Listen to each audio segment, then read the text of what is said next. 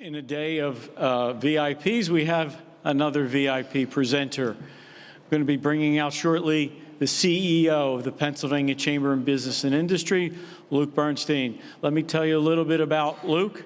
He runs the largest business organization here in the Commonwealth with members from Erie to South Philly. More importantly, Luke not only represents those members, but he represents them well because he has a lifetime of experience in the private sector, in the public sector, and in campaigns.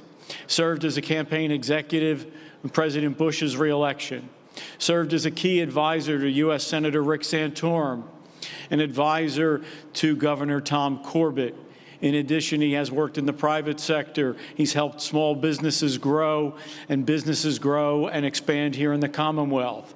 And after a lifetime of working as an advisor to key officials, after a lifetime of working in the private sector and helping economies grow and businesses grow to bigger and better things, he now has the responsibility to lead Pennsylvania's business community in confronting the issues that face us, to take a good economy to become a great economy, to use the resources that we know we have. Pennsylvania businesses could have no better leader, and I'm glad to call him a friend. Ladies and gentlemen, the CEO of the Pennsylvania Chamber of Business and Industry, Mr. Luke Bernstein.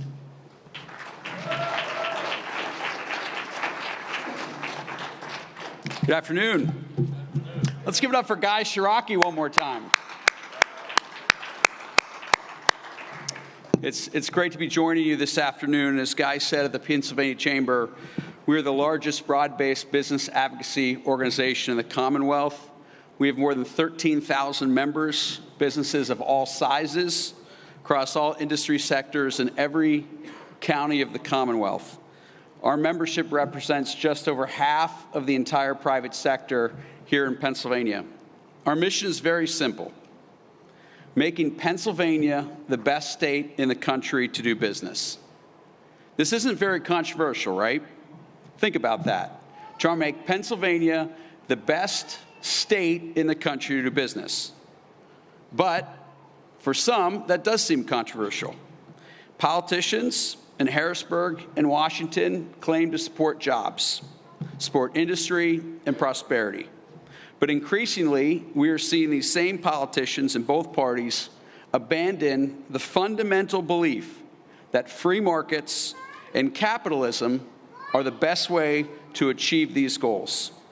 At the federal level, we've seen government move way beyond setting rules of the road and instead take a direct hand in the marketplace. We've even seen our tax dollars used to acquire ownership in private companies. Closer to home, that same shift is happening in Harrisburg, where politicians have begun to openly question whether companies and investors should be allowed to earn a fair return on their capital and equity, fundamentally challenging the free market system. Which brings us to a simple but essential truth: the free market works.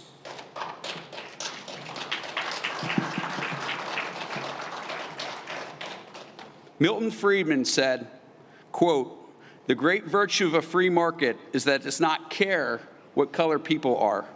It does not care what their religion is. It only cares whether they produce." Free market capitalism in America has created the greatest and most resilient economy in the history of the world.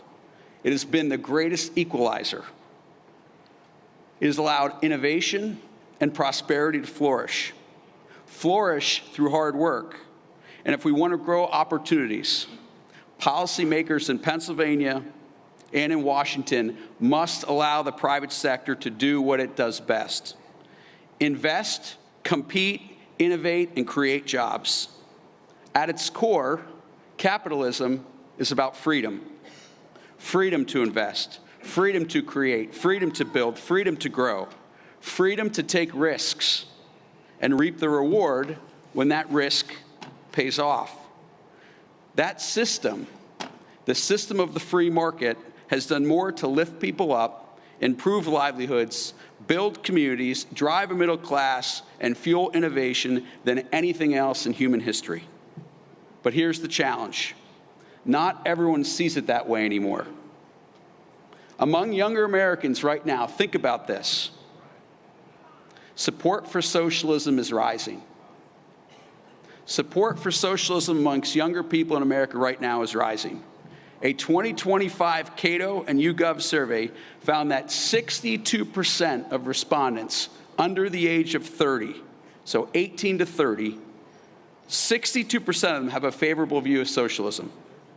An Axios poll last year claimed that 67% of current college students in America have a positive or neutral view of socialism, compared to only 40% for capitalism. When Cato asked those same respondents, would you pick socialism or capitalism, 28% would pick socialism over capitalism. Half are not true. That is insanity, but it's a reality. And it's a reality we have to come to grips with and address. The largest city right now in America just elected a socialist as its mayor. The city of Seattle just elected a socialist as its mayor. Socialism is an existential threat to America.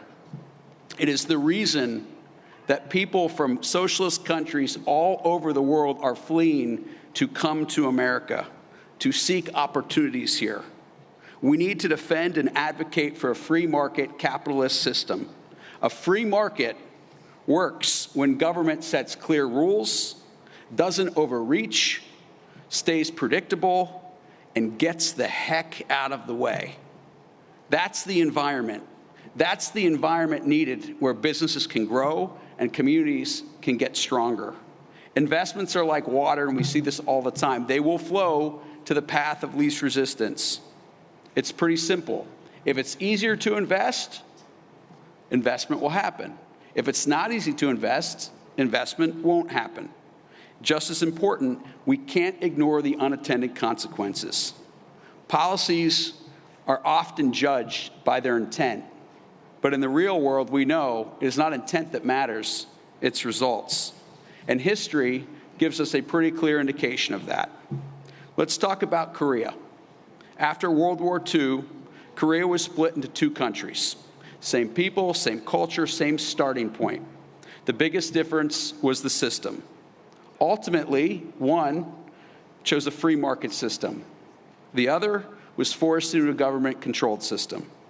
Today, South Korea, the free market system, is a thriving global economic leader with one of the top 15 economies in the world. North Korea is one of the poorest, most isolated places on Earth.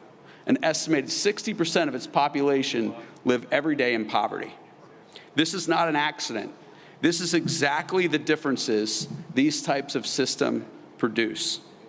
In the real world, the choice isn't between perfect fairness and unchecked growth. It's between systems that create opportunity and outcomes, if aren't identical, and systems that limit opportunity in the name of equal results. In this country, our promise has never been about guaranteeing outcomes. It was about the freedom to pursue them. It's about that freedom to pursue opportunity, and that distinction matters, especially when we think about the kind of economy we want. We want that we inherited, and we want future generations to inherit from us. These ideas don't just live in textbooks. They show up in policy. I would challenge you all to take your phone out, whether it be today, sometime tomorrow.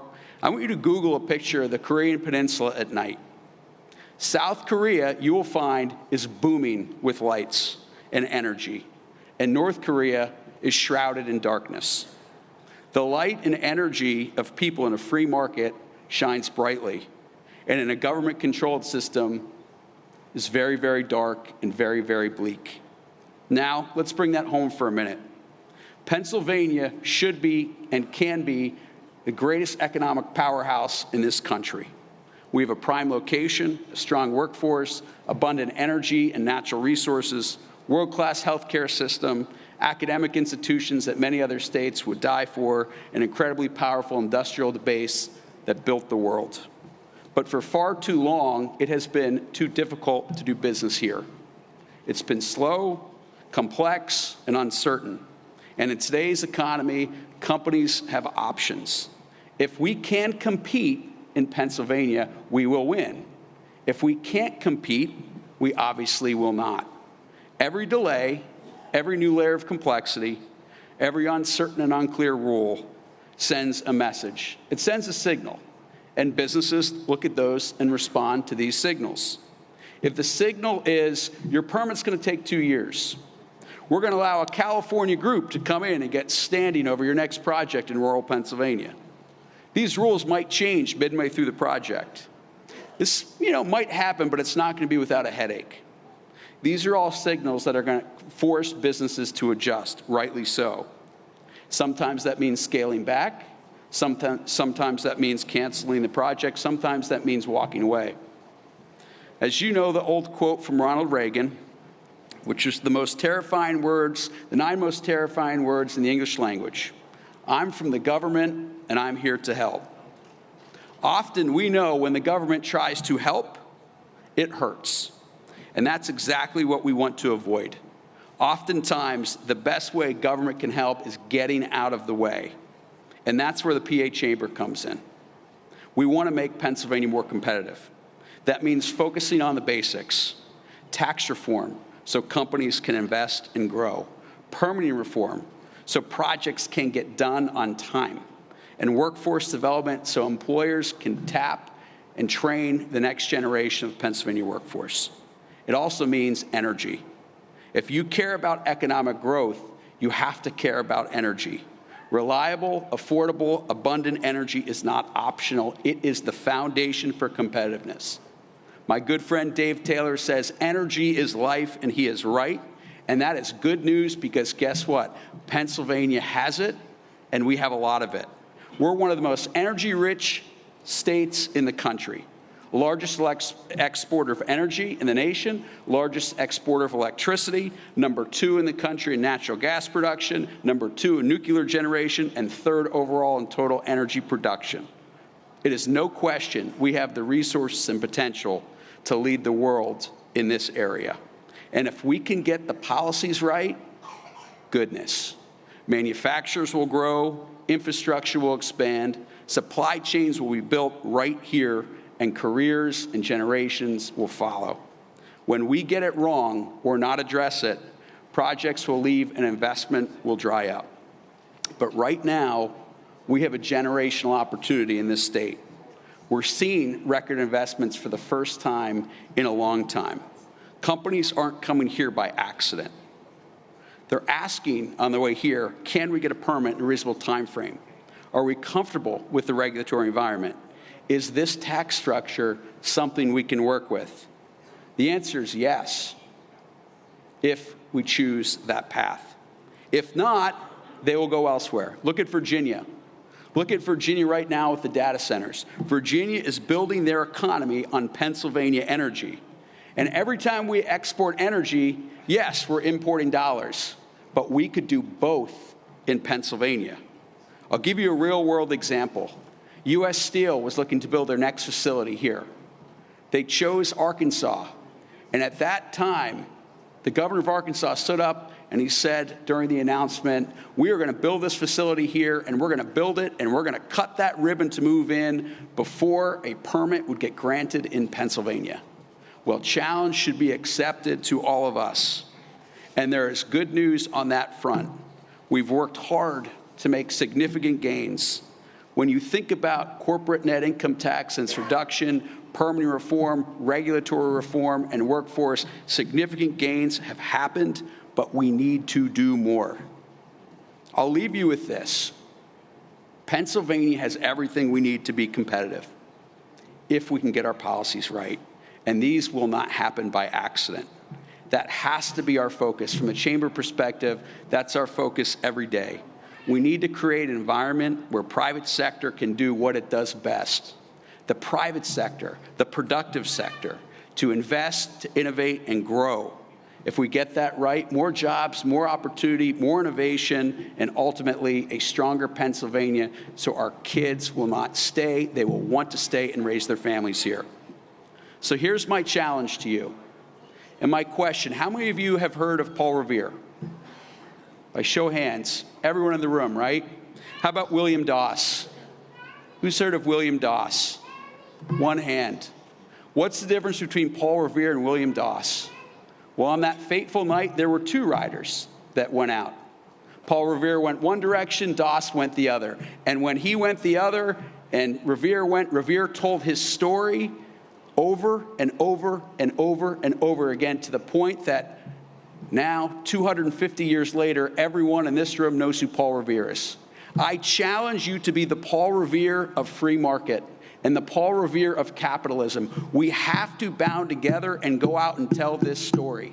Too many young people are being fooled when they're sold a bill of goods over what a socialist society could look like. It's a threat to America, and we've got to do a better job of going out and communicating the importance of the free markets, and if we do that, the opportunities that can come will be generational. Thank you very much.